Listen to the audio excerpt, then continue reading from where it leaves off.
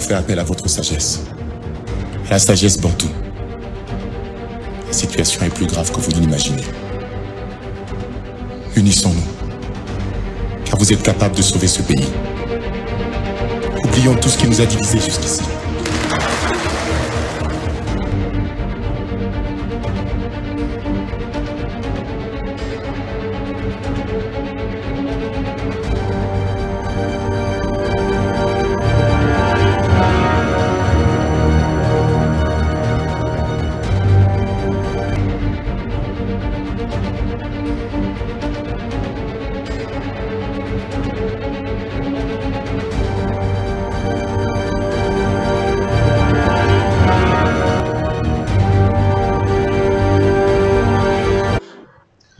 Namboka oyo nani azali congolais koleka moninga na banza ete ezala président de la République, ezala moto kombaka balabala, ezala gouverneur de la ville, ezala moto so moko te azali congolais koleka moninga, c'est-à-dire que biso nyonso tozali ba congolais, tozali ndenge moko, tozali na ba droit nyonso, tozali ndenge moko na kati ya mboka na biso Congo.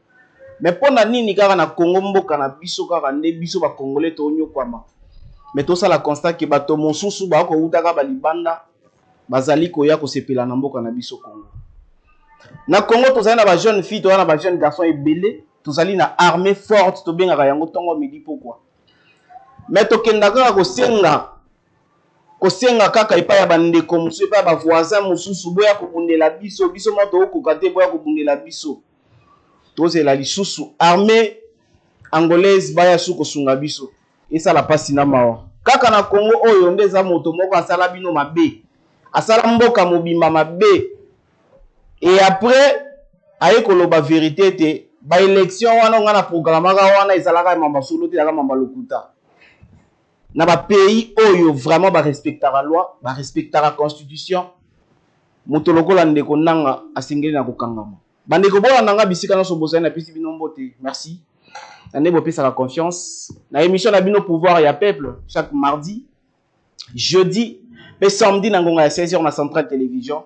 Merci lisusu pour na bi ete pourquoi oyo bolobi ete mona Congo dona konde to moni yo lati drapeau ya mboka pona koloba ete mboka oyo tango to lataka drapeau tango simbaka drapeau ya Congo mai na miso kitaka to lelaka na mitema okosala nini okota na wenzebo na 5000 francs atakutu mutu moko akoka suko lia te na 5000 francs mutu moko na ndako so akoti wenzake osala wenzebo ya kolia na 5000 francs akoka kolia te eza pasi na mawa bandeko na biso ya diaspora bazali ko kanga batu na ba Turquie, c'est comme si tous na ba ambassadeur te plus de 2 semaines bandeko na biso bakangi bango mais ata avocat moko azali te pona kende ko sambela bandeko na koyeba c'est quoi les problèmes babi bandeko ba sala mikolo mibale misato ba kolia te loko moti na kolandela bango azali te. Voilà, bazali ba invité na biso mukona lelo na bango penzane to kobeta masolo. Est-ce qu'il y a solo singeli qui avant qu'il n'y a pas élection, il faut notre dialogue.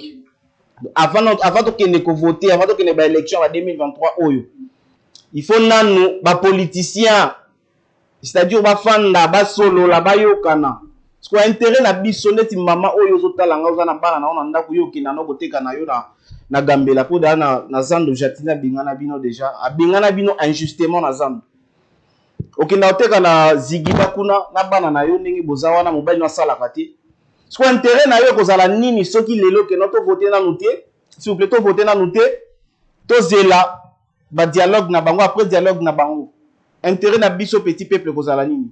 Pasi na mawa. Émission aux particularités nango mingi ezala rande to beta kande masolo zali ko concerner population congolaise.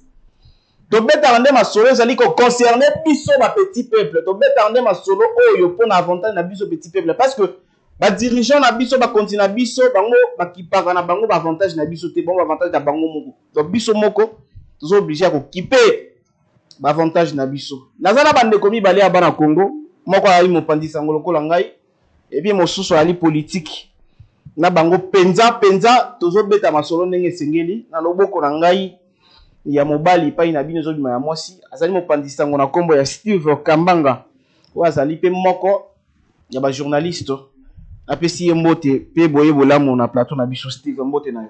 Mbote ndeko dona, mbote na bandeko nyonso ba Rolanda biso, za bazwi libaku malamu ya kolanda biso à travers pouvoir ya peuple. OK. Toza wana to solo la kaka mambo etali Congo démocratique ntayebi azate mais tozolo bandambo toyebi pona ka ko proposer mingi penza ko bimisa mboka na voix ya crise oyo. Voilà, merci bozala vraiment branché to ko kabola ndambu ya mayele na population. Merci ndeko Steve Kambanga. Seul eloko esangisaka biso boye ezaka Congo. Soki Congo tende to sangana boye te. Na loboko na ngai ya mwasi epai na bino za loboko ya mobali. Franklin Kalombo azali moko ya ba politique. Mbote ndeko Franklin. Mbote ndeko Dona, mbote merci beaucoup. Merci na baeba Rolanda biso na télévision de partout.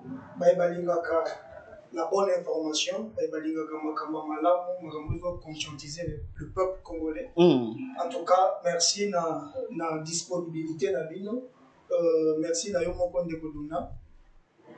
Mais naza mingi na regret mingi. Regret nini susu ndeko nanga? Oza na mboka na yo, ozo regrete nini oza na Congo? Regret mingi na toko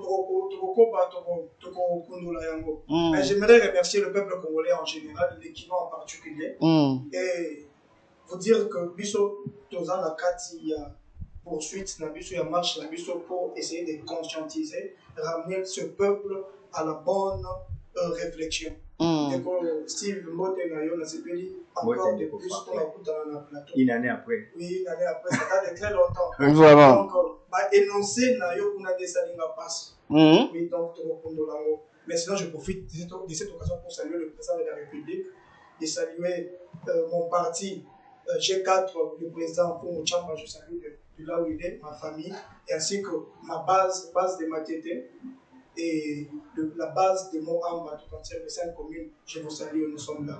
Merci. Merci ndeko Franklin Kalombo. Voilà, bota la bande komi bali wapi. Toza ko beta penza masolo ya mboka Congo na bosani te tozali na mois ya mars. Longonya hommage bolingo na bino mama na biso bala na biso ya basi bandeko na biso ya basi en tout cas to linga bino mingi to bosani bino te. Bosa basi na biso ba mama na biso bandeko na biso ya basi sans bino nde biso tozwa ba vite grâce ya Nzambe nde to botama epai na bino no to ko pesa bino penza longonya pe matondo na maimaso ba ko sala biso lokola basi ya bandako na biso. Voilà ndeko Steve Kambanga na ko banda na yo ndeko na ko linga mbala moko to kota penza na lisano yango lelo le jour au jour to ko kufaka na est.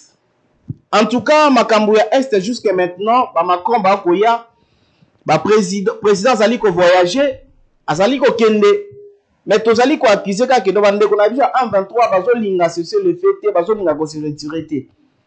Mais pourquoi ko expliquer que jusqu'à maintenant, armée na biso moko tozana ngoka ka sûreté que armée na biso moko et ko sisa bitumba ya Est. Nangonga auto fandi tozela sous armée angolaise. Baya kosunga biso et jusqu'à quand Congo yemoko akokende penza kosisa bitumba na mboka na yemoko sans pourtant kosenga bande ko mususu baya kosunga biso to lemba mingi peuple congolais bibundela. Voilà Osoko bibundelité oloba yango kala bibundela yo azaki na bana oloba mamo ça fait plus de 10 ans. Voilà et les loba bazo comprendre ndeko Dona iza pasi ponanga iza soni ko ndima ba mama mususu. Atabuto bike oza na tendance mais nous devons aider la République. OK. Mokonzi mboka na biso awa to critiquer ba voyage atamboli mais bato so bala kiseke so mibundeli te. Ndako skote la azate. Voilà. Olandaki déclaration ya représentant ya ONU awa na Congo. A confirmé que Rwanda est derrière M23. Confirmé agression. Voilà. A confirmé non seulement mais likolo na ngwa epsi ba Congolais. Voilà. Boluka solution awa. C'est-à-dire Nations Unies et salama pona ba puissant. Moni ba pays oyoyo bazaka na G7 wana ba pays ba BRIC ba pays ba nini ba yebi ndenge ba sauvegarde ka ba intérêt na ba. Tant que moyen ya kozwa bozwi na Congo, il faut ko leka na Rwanda na kuboma ba Congolais, ba ko boma na bango Rwanda te, ba kusala bango Rwanda mabeti. La preuve, au moment ya FIFA, ils ont na Kigali. Voilà. Alors que ba ont sanctionné Russie ou ba hostilité la Ukraine. C'est-à-dire qu'on a enfant chéri.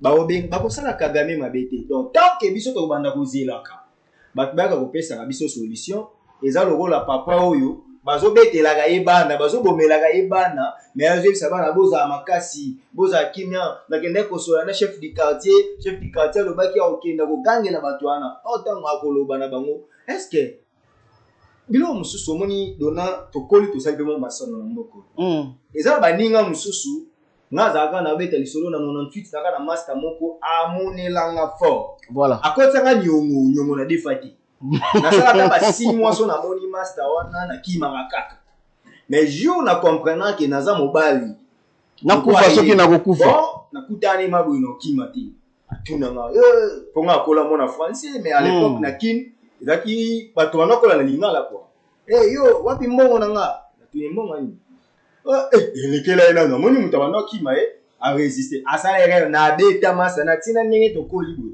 ti nazaki na ba 20 ans to yaki kobunga na ndi garçon na tina ndenge to yaki kokola to sala plus de soki ba 6 ans moko ba 5 ans to yaka so bokutani respect akusa na lisuki bona nini po a comprendre que déjà que yayo na bande ko vuka ye pa bande ko agir mais une fois le jour agir ça betanga OK tout ça la cartographie rapidement la cartographie ya RDC zo ya Rwanda est-ce que RDC peut ebunisa Rwanda fait na négociation est-ce que pour batluwa nazo senga na bande ko nyonso bo landa biso boyela nga ba image banda M23 oyo ezongi oyo koma oyo bosi bomona M23 mona minduki nini ya minene sophistiqué oyo Guterres alobaka bosi bomona yo so mona image mo ya M23 na char de combat voilà bosi mona M23 na Sukhoi bosi mona M23 na ba avion de chasse oyo tobe bosi mona bazas ko na minduki nini oyo bango ba okimisa ka FARDC c'est pour comprendre des choses ezali bitumba moko o batindi ba kotinda bazali ba sous-traité et puis ezali bitumba o complicité interne ezali lelo oyo bakangi un député Edouard Mwanga Chuchu voilà qui s'est proclamé être congolais or c'est lui nde azali kokotisa ravitaillement na ba M23 le créateur ya M23 eza na site na ende ba osala ka une exportation bazo bimisa ba minéraux bakenda opesa wana lelo Rwanda comme premier pays producteur ya coltan en Afrique alors que na mabele ne coltan ezati to moni mona mwasi mo bauti ko kanga awa wa deux jours voilà et on moni biloko yo botika ka biso to lobaka tant to lobaka offense te mam to loba yango moni aner komi ko lamuka potanga na ndolo bana be mission ki to na service à renseignement ti siko moni balamuki ndenge ni bakomi ko détecter bango eliko lobake wana na keino na cartographie bitumba opso toza na armée ya 120 000 hommes de bayebisa biso voilà Kigali a na armée sur 12 000 hommes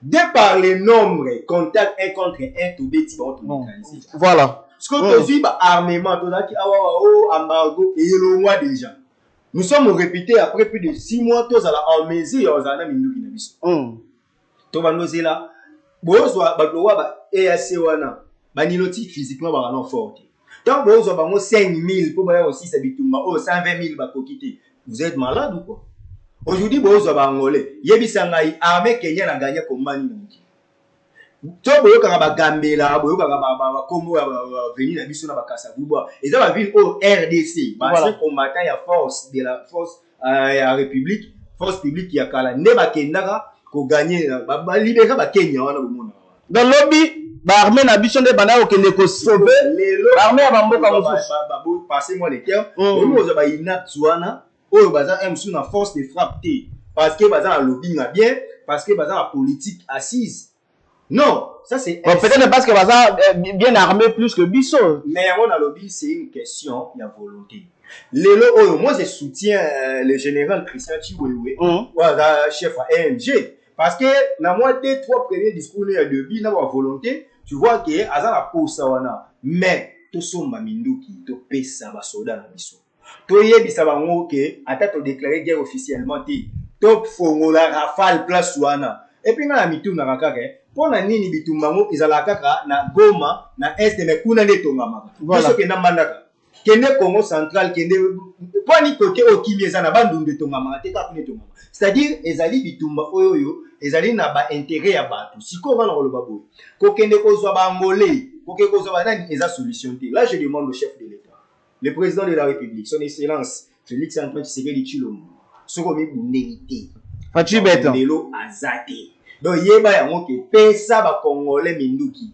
ba soldat pesa bango minduki pesa bango munition pesa bango salaire na bango moni kanga mingi oui que président na biso ya zali na politique ya diplomatie ye makambo ya mandoki wana nous avons échoué non vous êtes sûr oh mais papa na biso voilà merci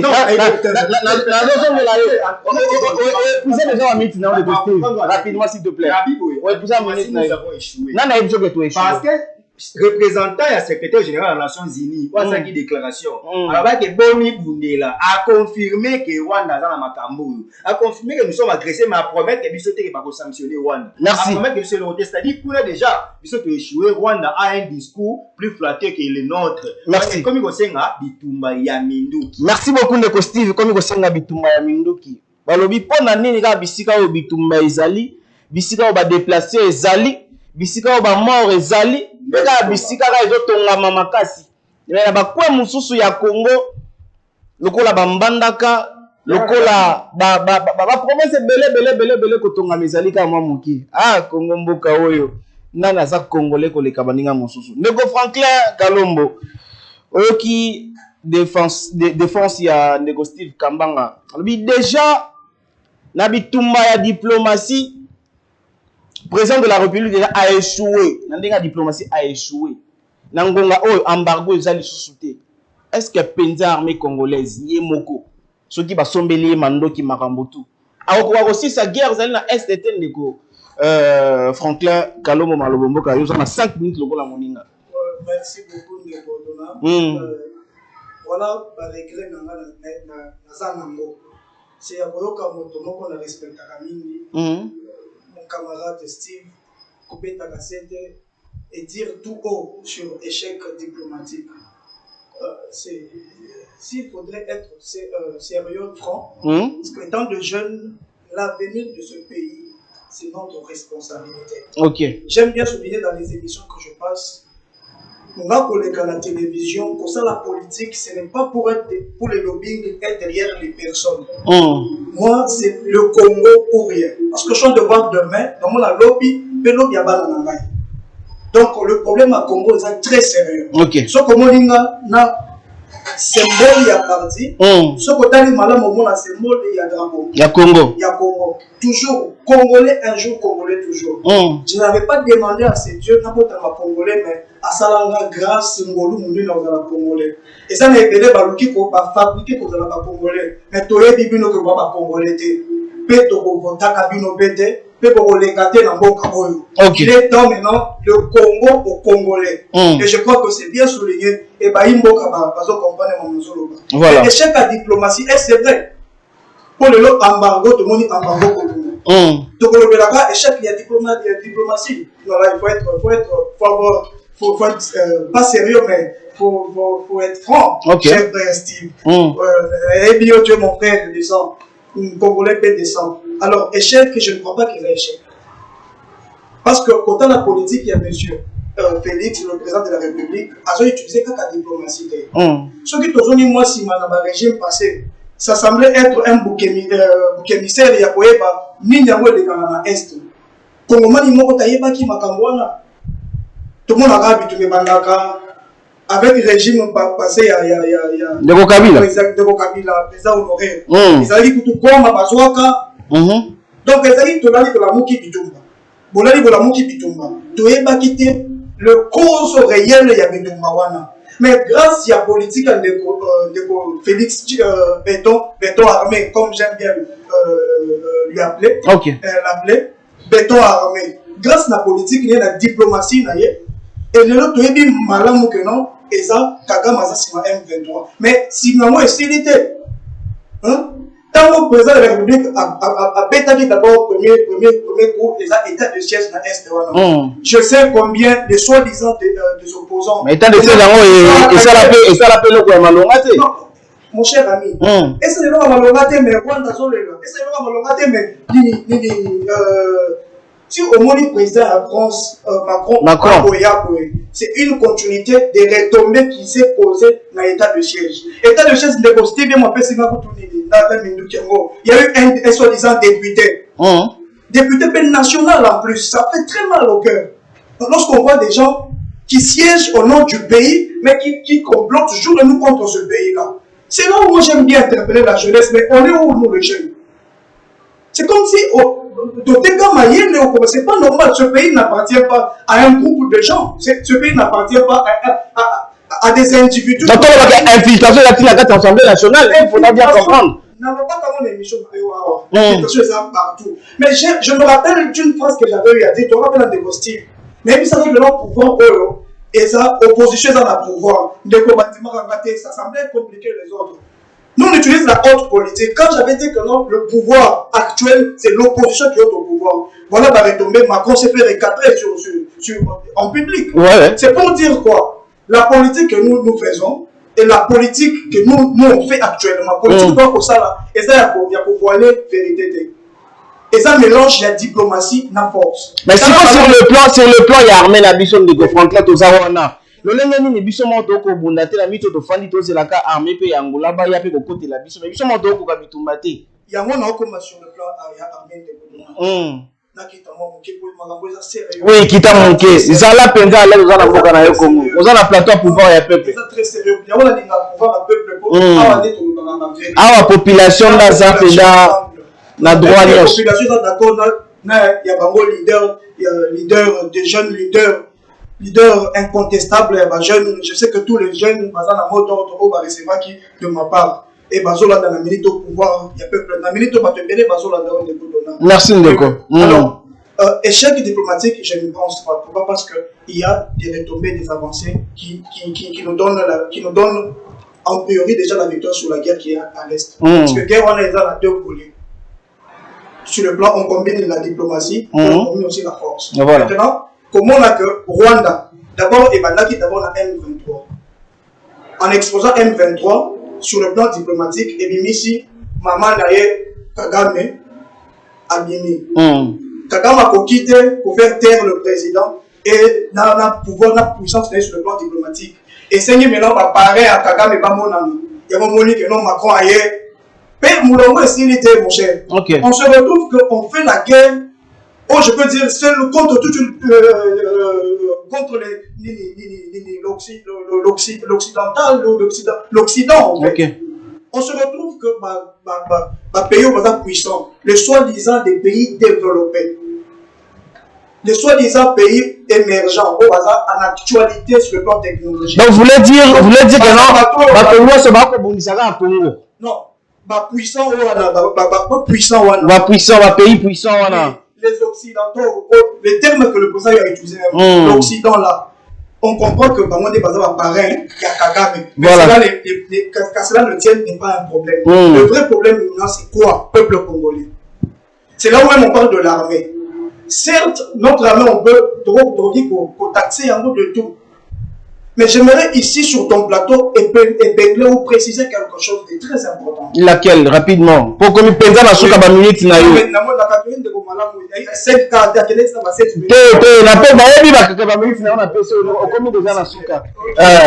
Rapidement. La force d'une armée n'est pas seulement il y a armement naïe. N'est pas seulement sur le plan, il y a nombre de points de possible avec Komanulango 120. Ce n'est pas seulement le nombre, mais la force d'une armée, c'est l'état d'esprit de la population, de son peuple, de la nation. C'est ça la force d'une armée. Parce que le peuple, la population, c'est ça d'abord le premier armée, la toute première armée qui défend le pays à tout prix. Maintenant, c'est quoi quand je dis que non, c'est la force, il y a armée. Et ça, état d'esprit à Congomani, découper ça. Réussite na guerre.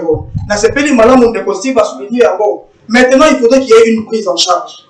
On comprend que doit comprendre malin grâce à la politique et à Fachi Beton que toza na batudé to boki ko talela et à la occidentaux et à la banani ba voisins on ne peut que compter sur nous-mêmes. Peuple congolais.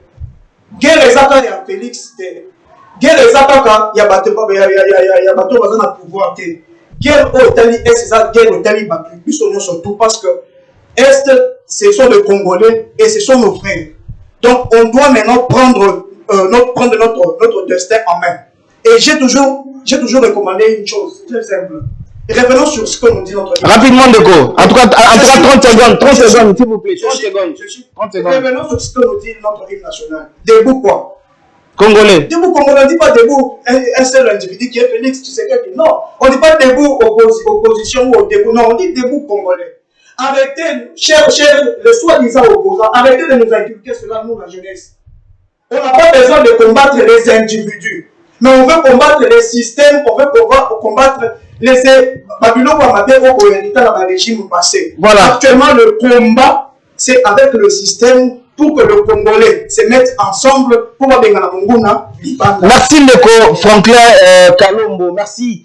Nabaemboka Bozali na 24 communes ya Kinshasa boko landa biso na sepeli parce que lisusu na YouTube Bozali ko landa biso na centrale télévision pe bolanda biso na tout info na ba Facebook partout na sepela ka mingi tango boko makapo ete bino bozalaka na katikati bozalaka ni contre ni pour mais bozalaka nde na souci pe mawa ya mboka na bino Congo numéro ya téléphone eza na tout kan ndeko sozali mona Congo ya solo ko hésiter te comment to ko ya en direct te mais tozande na possibilité ya kotanga oyo penser na yo kotanga message na oyo kopesa biso toza na possibilité on a la possibilité ya koyamba yo en tout cas ezali te longo na bino parce que télévision moko tala ndenge bato ebele batondi mpona kolanda pouvoir ya peuple émission wapi epesaka efavorisaka kaka petit peuple directement kaka makambo ya petit peuple Steve Kambanga na uta koloba na annonce na nga émission ete lolenge biloko emati na wende kolia ya congolais ekoma pasi ndeko komela ya congolais ekoma pasi ndeko kotambola na parlo même pas tozali ko comprendre te lobi ndeko Kabuya wazali secrétaire général ya UDPS alekaki na une chaîne concert le mardi voilà c'était le mardi merci et puis à lobby que la guerre ya est ndezali ko sala ba hausse de prix oyo sur le marché est-ce que moyen te guerre yango est bandi kaka lelo po ya ko matisa biloko ya kolia biloko social ya peuple congolais kaka lelo ndeko Steve Kambanga ozaka kaka na 5 minutes ndeko nanga na pisi yo maloba natondo na rebondi mukie pour na ndeko Franklin Lobi rapidement alinga penga oza na débat na été na lingaka na mona on est na obeta bien te na solo na on est na obeta bien te ndeko Franklin. La diplomatie a échoué. Pourquoi la diplomatie a échoué? Vous êtes marié comme moi. Vous étiez en train d'aimer notre maman, ma belle-sœur que j'aime. Au bani bolingaye, pour présenter tout le moyen possible pour à madame Nayo en limité. Tu as échoué. Ok? Si koyo, mokonzamboka atambolite wapi. Est-ce que vous se souvenir du discours Fatia Sala en 2021 dans les Nations Unies? Te comparant on a discours à Mobutu. Il y a Mobutu à 74, je me rappelle. Qu'est-ce que Félix Tshisekedi n'a pas dit aux tribunes des Nations Unies? Mais après, il va imposer, il va coûter un akata, il va faire photo. Na kei coûte na détail à photo, na quel détail à discours. Ce que les gens qui ont entendu. Rwanda, il faut qu'il y ait 66. Démarche ni basalité. Félix Tshisekedi a été wapité. La diplomatie yo bien gagné. Est-ce que yo sur mona ata état moko ya Occident a télémé le bino de sanctionner Rwanda suite à agression na yo na Congo voilà boye monnaie boye reliate to ni boye ça ce mona qui ne dit mot consent. La diplomatie congolaise sur le plan de chercher la liberté des Congolais a échoué.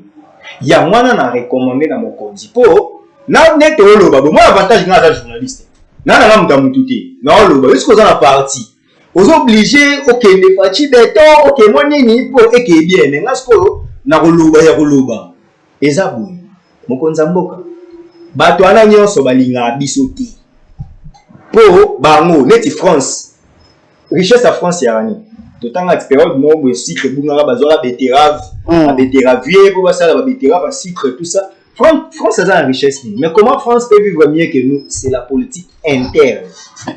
Les gens vont vivre à l'est dans le RDC à imposant, na gagnant-gagnant. il faut pas bomber biso, il faut pas ça. Donc directement la personne humaine, je suis dans l'article 16 de la Constitution du 18 février 2006 tel que modifié, complété à 6 jours. La personne humaine est sacrée. L'État a l'obligation de la respecter et de la protéger. Toute personne a droit à la vie, à l'intégrité physique, ainsi qu'aux libertés de développement de sa personnalité, dans le respect de la loi, de l'ordre public et du droit d'autrui plutôt, et des bonnes mœurs. Nul ne peut être tenu esclave ni dans une condition analogue. Nul ne peut être soumis à un traitement cruel, inhumain et dégradant. Nul ne peut être astreint à un travail forcé ou obligatoire. C'est ce que subissent les Congolais aujourd'hui.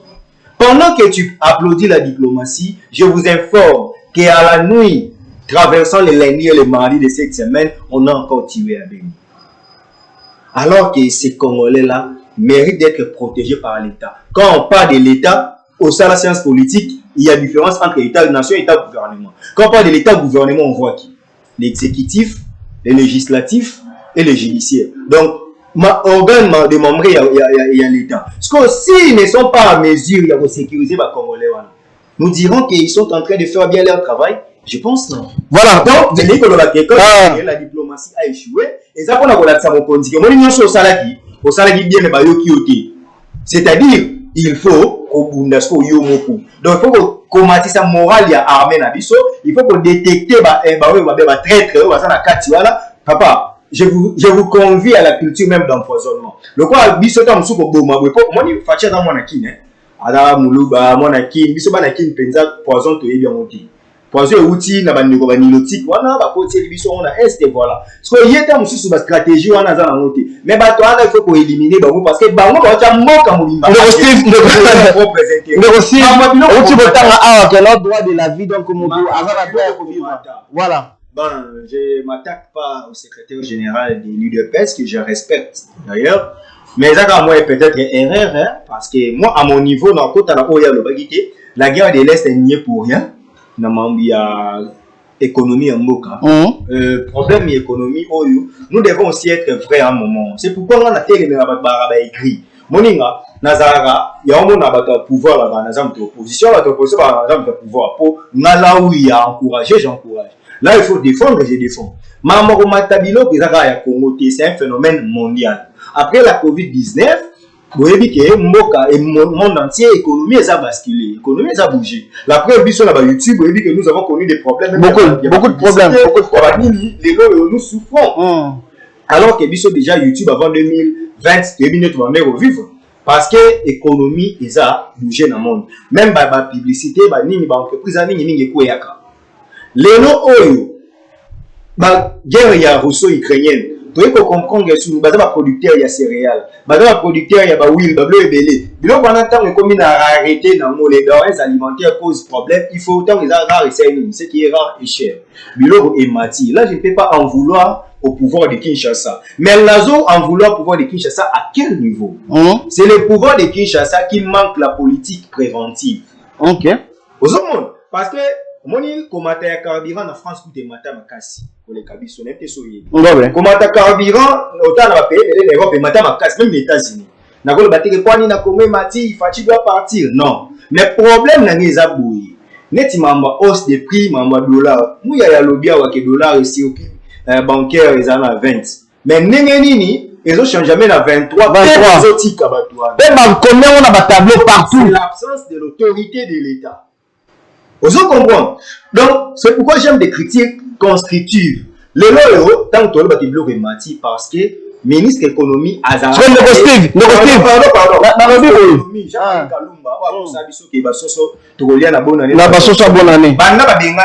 fait plus de 6 mois où tu auras un ministre de l'économie. Nicolas Kazali, mon oncle, qui est ministre des Finances, qui est déjà super chargé. Et dit que le ministre a subi sa pression dans le ministre des Finances a raté. Parce que c'est un bon par rapport au ministère. Ce qu'on a la pression, c'est sur intérim et économie. Selon les investigations, ce qui est dans l'économie, et bien qu'on commence à importer. Le ministère là est vide. Ce qu'on a dit, Il faut mettre les gens en enseigne. Ceux qui vont au dialogue, c'est pas un problème. Mais le ministère, ils ont vide, on a intérimaire, ça va faire un aménagement technique, les fils qui n'a pas place. Voilà. J'ai un ministre de l'économie, j'ai un ministre de la plan, j'ai un ministre de transport. Merci. Merci, Nego Steve. Parce que Kinshasa ne sait pas prévoir. Merci, Nego Steve. Parce que, na peuple congolais, comment moto azali na pouvoir, ou azali na kati ya ba affaire, azali na kati ya makambo, aye koloba na biso ete. Ceux qui nzala ezali biloko mati, c'est parce que guerre ezali na est ndeko Steve aza contre na yango, donc binomo boko landa biso boyebi. Voilà, ndeko Kalombo rapidement vraiment parce que émission et comment qu'il peut malé mais la souka sur makambo ya hausse de prix. Congolais to lia la souma la mutende za boyo, to lia la souma la mutende za ngam na oloba na TV. Je ne mange plus bien. Attends na 10 000 francs na poche na tikeli maman. Voilà mbato lia na pokwa ekokaka lisusu te. Parce que nyonso wana ezaka guerre ya est pe bandi lelo yango eko cha hausse de prix na marché ya prix. Merci rapidement. Il faut en 5 minutes na ndeko. Merci beaucoup.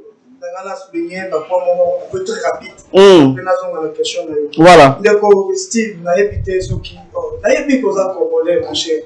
Hein? Je sais que tu es un Congolais. Tu es un compatriote mais tes propos, bon, je n'aimerais pas ici t'exposer sur la place publique. Alors, il faut dire la vérité. Nous sommes dans un plateau de télévision. S'il faudra dire la vérité, on a intérêt la population, il faut le faire. Non, moi, je ne veux pas aimer les faire. S'il vous plaît, Steve. Nous allons gagner temps. Pouvoir consciente sans complaisance. Parce que actuellement, la jeunesse, notre pays, le vrai problème, on a perdu, on n'a pas de repères. On n'a pas de références. On n'a pas de références. Et quand il n'y a pas de références, c'est comme qui assez débrouillé dans les. Voilà, directement, nous sommes de ceux-là qui se forcent pour recadrer et montrer le droit chemin. Alors, discours, il y a ONU. Mais le mal est à la ceux qui a ça là qui a voté. Mais qu'est-ce que le président n'a pas fait? Par contre, c'est la mauvaise foi, il y a pas occidentaux. Mais c'est ça le chef. Non, c'est pas le chef. Le bon travail, c'était d'enlever la voile de celui qui nous agresse réellement et il était caché. On ne savait pas qu'on a une guerre contre le monde entier. Et coup de chapeau au président de la République parce qu'à ici a exposé Bango. D'accord, pas sur l'information peut-être. Il y a sera pas les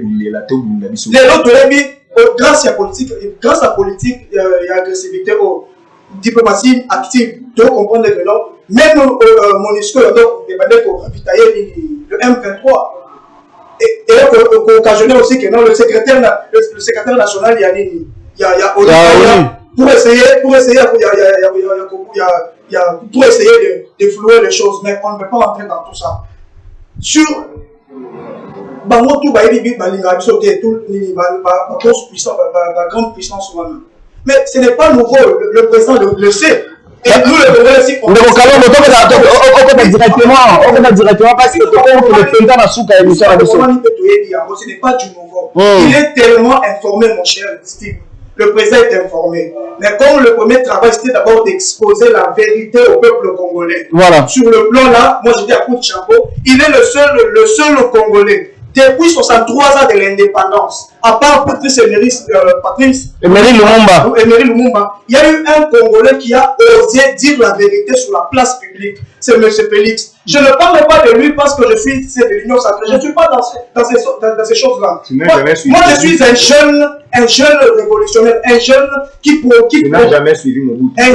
J'ai suivi Mobutu. Et je peux te dire, ce que j'aime chez Mobutu, ce que je n'aime pas. Nous, la jeunesse, on doit être l'enfant. Voilà, d'accord. Nous devons avancer, s'il vous plaît. Nous devons avancer, s'il vous plaît. J'aime bien. 1 minute 30 secondes. Ok, ce que nous prenons, ce n'est pas contre les individus, mais c'est les idées et les choses qui nous amènent vers la porte de sa sortie. Voilà, c'est ça qu'on m'appelle. Voilà.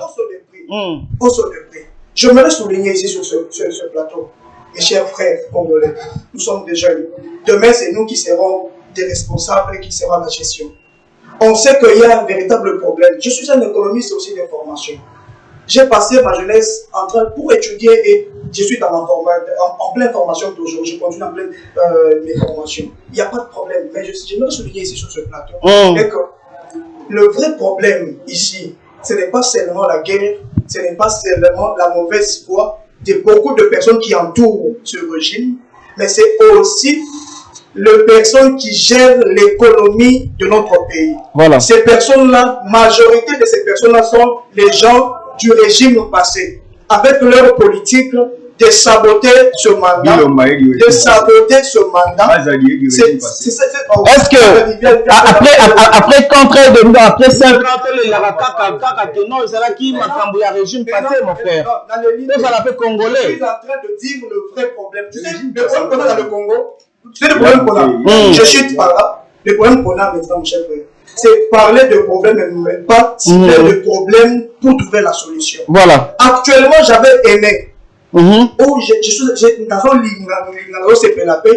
l'initiative au gouvernement, au régime actuel et c'est quoi? Essayer de récupérer d'abord la gestion de l'économie qui est le régime passé et comme un régime. Mais il y a encore un autre problème que ce régime a. En cherchant de déboulonner le système dictatorial, les personnes, les animateurs, les gens qui devaient accompagner avec la bonne foi le président de la République, voilà, je chute en disant ceci. Rapidement. Pourquoi je chute en disant ceci? Oui, je chute en disant ceci. Jeunes Congolais, il est temps maintenant qu'on se relève, qu'on se réveille pour essayer de bien entourer le chef de l'État pour sauver ce pays. Merci. Voilà, merci. Ndeko Steve, nous sommes arrivés vraiment à la fin de notre émission. S'il vous plaît, mon frère, n'appelez sur quoi qu'à 1 minute. Pardon, 1 minute tellement, parce que nous sommes vraiment à la fin. Bandeko opposition, parce que ça marche, lobby, basali ko senga dialogue avant élection. Alors, na dialogue wana moto na ngezali boye. Par ou bien avantage, il y a petit peuple et que ça nini na dialogue oyo. Les politiciens opposants vont na pouvoir avant l'élection. 1 minute 30 secondes, mon frère, s'il vous plaît. Ok, 1 minute 30 secondes, parce que là, je dois quand même dire la vérité. Voilà, rapidement. Le dialogue n'est pas important pour le moment et Félix Tshisekedi a cessé l'élection en décembre. Parce que déjà, moi, je me réjouis du fait que PPRD a Sambola quitté. Tu te réjouis? Oui. Voilà. Je me réjouis du fait que PPRD a Sambola quitté et je veux qu'il a voté non petit. Ok. Ils ont fait une première, tout qui m'a dans l'hémicycle, à l'Assemblée nationale, et un député monté. Vous comprenez? Oui, il dépêche ça, ça l'a dans Mboka. Voilà. Donc, il y a un IDPS, un parti socialiste. Dans la guerre, il y avait un individu. Voilà. En réalité, il faut pas gérer donc, il faut finir à 18 ans, ils ont la continuité parce que les socialistes vont diriger beaucoup. Donc, le régime, il y a négocié de la continuité à régime. Les socialistes. Ah, ok. Par exemple, les gens socialistes, les sociaux-démocrates. IDPS, c'est un parti socialiste. Ils ont sauté sur le pas idéologique. Courant politique, ils ont dirigé depuis 2001. Donc, les autres vont raisonner, les libéraux vont pouvoir, les extrême droite, ils vont tout le monde va s'amener. Donc, marche, et qu'on a la malvenue pour nous déjà. C'est ça la marque déjà. Matata était de la partie. Matata Tamboli, Matata dans l'opposition à Tamboli. Il y a un moment où ça va rêver. Parce qu'il y a marché pourquoi? Voilà, merci. Non, mais je viens de Moujima et je dois quand même saluer l'effort que j'ai trouvé là-bas. Je salue l'excellence de Julie Kalenga. Et Nakuti Penza, vice-gouverneur, il y a Kassai Oriental, une femme battante. La présence d'un gars à qui réunion il y a résolution 1325, il y a ONIFAM. J'ai senti en elle une femme très capable pour émerger. Moi, le roi de la femme, voilà. Booster les femmes politiques ou les femmes congolaises à travailler. Quand vous prenez des exemples, moi, le roi Ndeko Akasia Bandougo, c'est une dame que je respecte beaucoup. Tant qu'on a une économie, on peut tout dire d'elle. N'est pas critiquer, mais au moins, quand on a de sûr, donc, en fait, je dis ça. Les femmes congolaises, ont la volonté, on a travailler. Je les soutiens, comme je soutiens la vice-gouverneur, il y a Kassai Oriental, excellence Julie Kalenga, parce que na oti kuna na moni management na ye est tellement makasi même dans les jours à venir. Bapiera titulaire. Donc maman ya bongo de pesa biso tozali pesa na sima na bino très surtout zali mona bino. Ndeko Franklin votre façon de travailler. Ndeko Franklin Kalombo 1 minute 30 secondes s'il vous plaît parce que to komi penza na suka.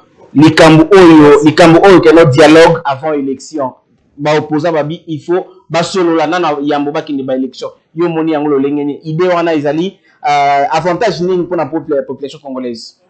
C'est retrouvé seul contre deux journalistes Ngongezo qui est un peu vraiment Ngongezali tende ko la pêche 1 minute 30 secondes réalisateur na biso aza toujours wana dialogue tous sur la talenté ya ba dialogue wana batika distraction bako ka ba intérêt na bango bakosani ba kongomani bakosani peuple congolais et leurs intérêts.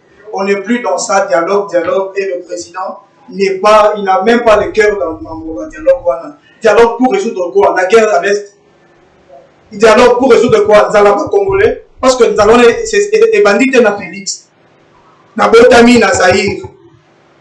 Na eu le bavure du pouvoir, il y a beaucoup de bavure, il y a pouvoir, il y a Laurent. Na eu le bavure, il y a régime actuel. Oui, mais nous allons comme ça dialogue pour nous aller. Merci Ndeko Kalombo. Là na place Ndeko Kalombo de commis la souka, vous pouvez m'excuser parce que la botelé maloba s'il vous plaît. Base à Matete, base nanga Matete, base à Mo Amba, voilà.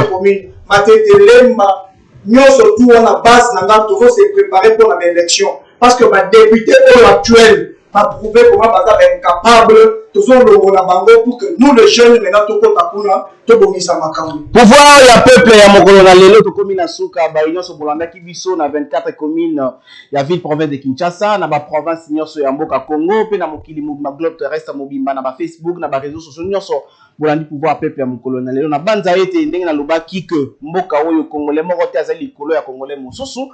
Merci beaucoup na ba invité na ngai na ndeko Steve Kambanga ndimaki invitation pe ndeko Franklin Kambanga ndimaki invitation. Merci na ndeko Platini Mala zalaki bongo na ba masini pe ndeko bienvenue azalaki na sima ba caméra nyonso pona ko rassurer technique am pona lelo na pesi mbote na ba konzi na biso. Merci na DP pour la production, merci na Dipro pour la programme pour to kutani chaque mardi, jeudi et samedi na ngonga ya 16h na Centrale Télévision na pesi bino mbote ya suka pona mukona lelo to kutani susu na numéro zali koya pouvoir peuple Centrale Télévision. Au revoir. Je fais appel à votre sagesse. À la sagesse Bantou. La situation est plus grave que vous l'imaginez. Unissons-nous, car vous êtes capables de sauver ce pays. Oublions tout ce qui nous a divisés jusqu'ici.